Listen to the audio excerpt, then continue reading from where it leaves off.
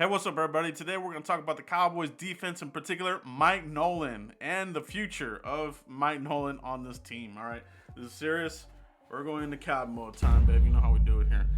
All right, so that's the story that we're talking about today. It is the bye week. Cowboys are 2-7 at the bye, kind of something I predicted a couple weeks ago, and mainly the defense has been the biggest linchpin of this team. In a very bad way. Legendary stats in the wrong direction, worse than the 1989 1-15 Cowboys. Not good, not good. Honestly, we're lucky to have 2 wins. A lot worse than that, and the big part of it, like I said, is the defense and Mike Nolan trying to transition between a 4-3 and a 3-4. You're in that middle zone, the purgatory mode, like I've been saying. So the rest of the way, you have 7 games to figure this thing out. Do you want to stay with this transitional crap that we're doing with Mike Nolan? The Cowboys have a big decision here, and for Mike Nolan, it's audition time. It just is. You can't keep putting up mediocre numbers. You got to see it the rest of the way. We have seen 2 good games. I mean, I wouldn't say good, but better games. How will they look the rest of the way? I want to see consistency. I want to see these guys hustle.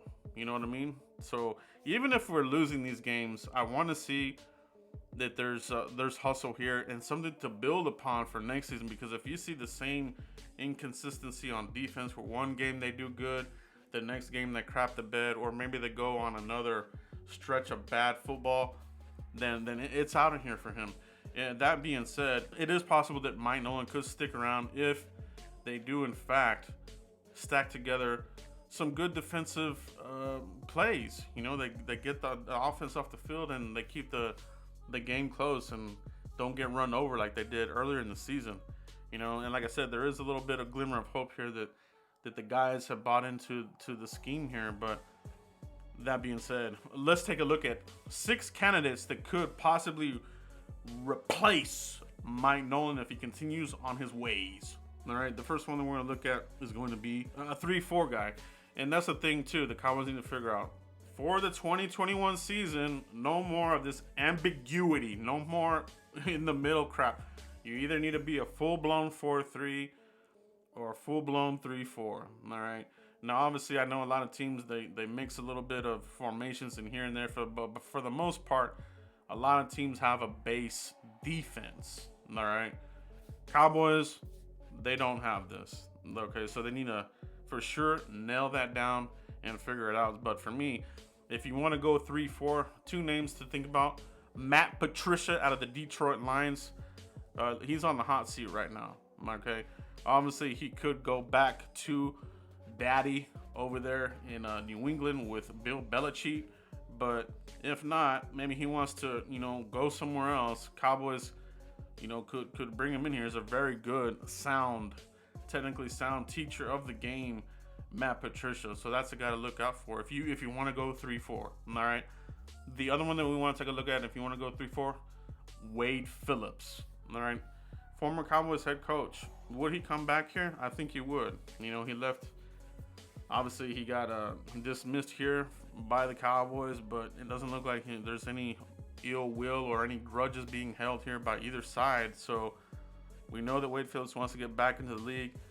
He's had defenses that got into the Super Bowl. All right, that's what we need here. The Cowboys, can we sniff an NFC Championship conference game at least? And then can we get to the Super Bowl? We haven't done it. We haven't done it this century, bro. Like, it's pathetic. So, Wade Phillips, the players love him. They like to play for him. They play hard for him. We've seen that. But he's more of a short-term guy. I've always thought of Wade Phillips as a player's coach, and you have to hit on this early and fast, because if you let Wade stick around for a while, I think that relationship kind of goes south. Players, they kind of run over the coach and stop buying into the program. So with Wade Phillips, it's a program that you have to hit on quick and fast to reap the rewards. We've seen him do it with the Rams, quick success. With the Broncos, quick success. But when he lingers around in certain places, it kind of falls off. And that's because he's a player's coach. But he's one. Another coach that should be available is going to be Dan Quinn, and now we're looking at a 4-3 coach. Dan Quinn, put together some really good defense with Seattle. I still think he's a really good defensive-minded coach.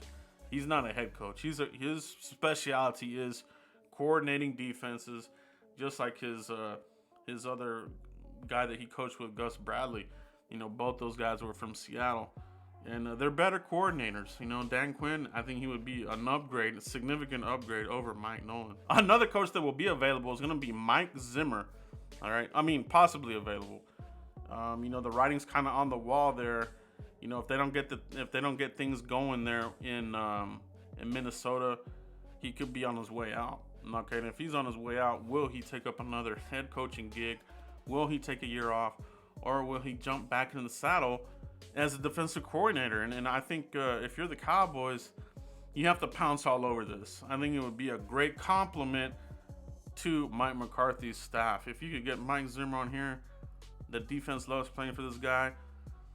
Man, you got yourself a hell of a coordinator, and go from there.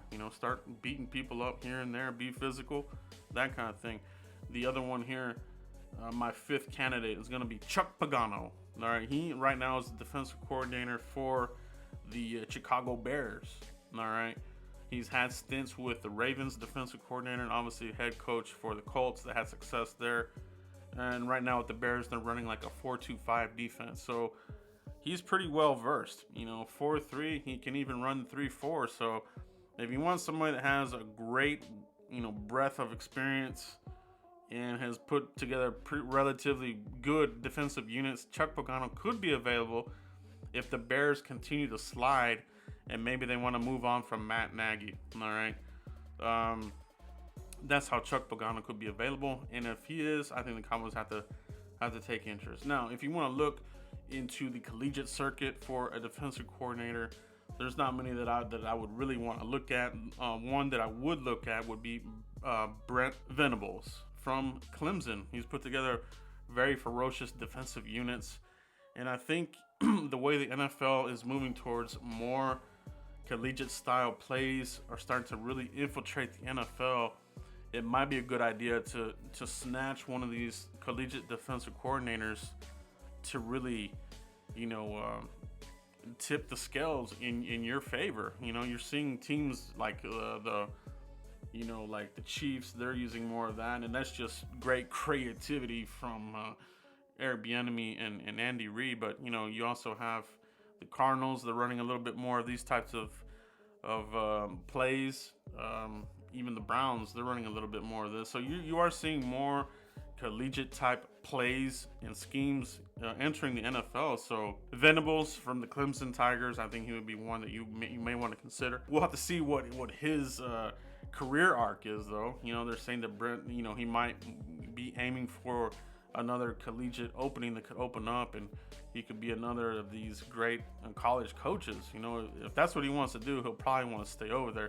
He did get offers last season. He turned down some offers that didn't really catch his eye. And that's not to say, now if the Cowboys were to come calling, that would be probably one of the ones that would draw his interest. So we'll take a look at those. Those are my 6 candidates that could possibly replace Mike Nolan if things don't turn around on defense. Guys, let me know who you guys would like. Any of these guys on this list, anybody that we didn't mention here, put them in the comments. All right. Shout out to all my members. Can't do this without you. Subscribers, lurkers, make sure you hit subscribe and hit like on this video. It helps out the channel immensely. I'll catch you for the next video. Peace.